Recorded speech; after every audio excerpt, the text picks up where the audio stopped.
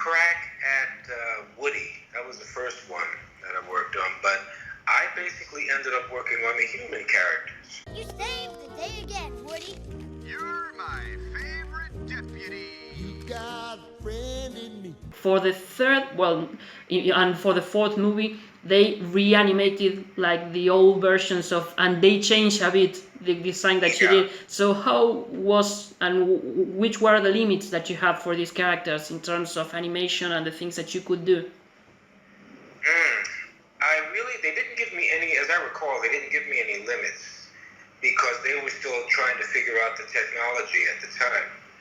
And so they just wanted to see if I hit on something that they liked, they wanted to see if it could be translated successfully into the new technology.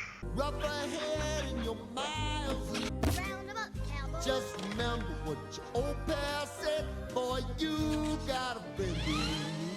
When it came to the human characters, what I was trying to do is try to make sure that they didn't look the same as the dolls, which could have been very easily happened back then because they weren't able to, the rigs and whatnot were not as sophisticated. Yeah. The rigs and the texturing and all that were not as sophisticated as they became. So that was my problem, I guess, if I had any at all, was just trying to make sure that they stayed human and the toys stayed obviously dolls, But again, that's what I could do, with pencil and paper. And so that was my suggestion, was to just make sure that they had a little bit more human anatomy to them, so that you got an idea that there was something under the skin that wasn't just, stuffing or. You gon' see it's our destiny. You got a friend in me. What about the resemblance between Andy and Sid? How I know that Sid had these braces that make his face look different from Andy. I think that's maybe one of the most noticeable things that you can find between the difference between the two characters. But how did you differentiate them when you were developing the characters? Yeah, there was another designer. I think his name was Johnson. I think Steve Johnson. I don't recall now because I wasn't working in the studio. But he did a drawing of this this kid's really nasty looking face.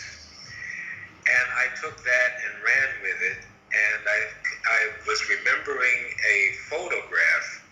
There was a photographer named Dion Arbus, who was known for outlandish, outrageous subjects. Very, very offbeat people. And there was one drawing in particular of this little boy who's holding a toy hand grenade. And he has this, horrific look on his face and this very stiff, angular, horrible pose that looks like, he's going to pull a pin and throw that damn thing any minute. And hoping that it goes off. And I thought, there's the character, there's Sid. So I tried to get some of that quality. Alguien envenenó el abrevadero. Está roto. ¿Quién dices que está roto, mocoso? You mentioned that you had something to do with Woody. What did you put into Woody for this movie?